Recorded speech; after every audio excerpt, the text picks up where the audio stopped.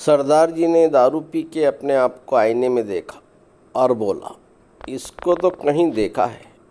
ओए, याद आया, ये तो वही हरामखोर है जो शादी के एल्बम में मेरी बीवी के साथ था।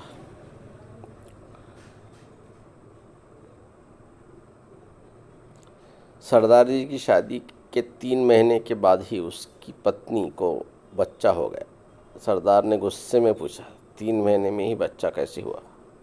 पत्नी बोली, तुम्हारी शादी को कितना अरसा हुआ? सरदार जी बोले, 3 महीने। और मेरी शादी को? सरदार जी बोले, 3 महीने। और बच्चा कितने महीने के बाद हुआ? सरदार, 3 महीने के बाद। पत्नी बोले, कुल कितने महीने हुए?